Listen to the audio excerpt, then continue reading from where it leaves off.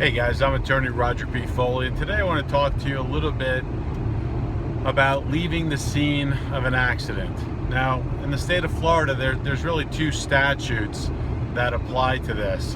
There's leaving the scene of an accident with property damage, and there's leaving the scene of an accident with injuries. Obviously, there's various levels of injuries. There's serious bodily injury, there's obviously death. But some of the basic factors that you need to know. First of all, if you get into a car accident, don't leave. Stay there. At least exchange information. Some folks think that, hey, there's no problem. You know, you both look at each other's cars and there's no damage. Well, you never know what the other person's going to do, right? You don't know this person that you're having possibly a fender bender or no bender. You don't know what they're going to do. So at minimum, swap driver's licenses with them, and swap insurance. And if you want to wait for a police officer to come and do a report, that's fine. But if you mutually agree on something, what we say, cover your ass.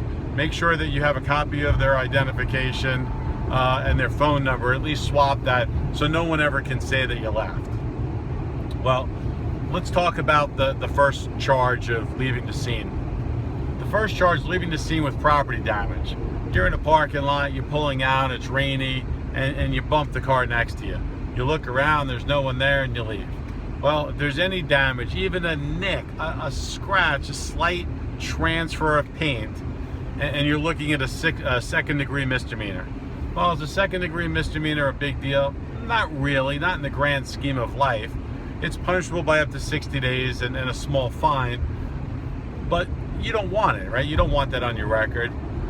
If you see damage, leave a note, leave your information, take a picture of it too.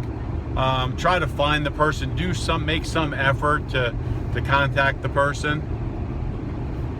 If you have leaving the scene of an accident with injuries, you know, the common situation that comes in my office, someone is driving down the road, they hit a car, there's some road rage sometimes they just clip something, there's another car, and they realize that they don't have they know that they don't have a driver's license, or their driver's license is suspended, and they leave. Well, you don't know what happened to those individuals in the car, right?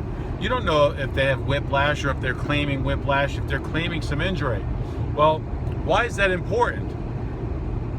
Let's say you're driving with a suspended license. Well, it's usually a second-degree misdemeanor. It could be a first-degree misdemeanor, where you don't have your license on them, or something to that effect. Well, you're looking at a misdemeanor charge for driving while license suspended. It's not a big charge. You're not really likely to go to jail or prison for that.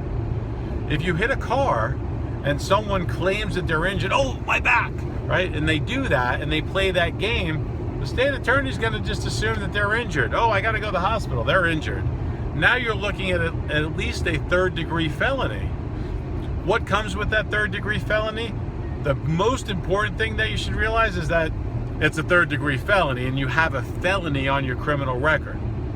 The second, and pretty close to it in level of importance, is you lose your driver's license for 3 years if you take a plea bargain to that charge. Meaning, even if the state gives you a withhold of adjudication and some probation, you lose your driver's license for 3 years. That's a big deal. So, driving while leaving the scene of an accident, whether your driver's license is suspended or not, don't do it, guys. It's not a wise choice. The ramifications, the penalties are quite severe. You could end up as a convicted felon, and you will end up as a convicted felon if you have any other serious criminal history. So it's important. If you get into an accident, stay, swap information, make sure the other person's okay, follow your paperwork. If you don't, you know how to reach me. I'm attorney Roger P. Foley, primarily working in Palm Beach County, Broward County, Martin County, occasionally St. Lucie, and occasionally Miami. Thanks for listening.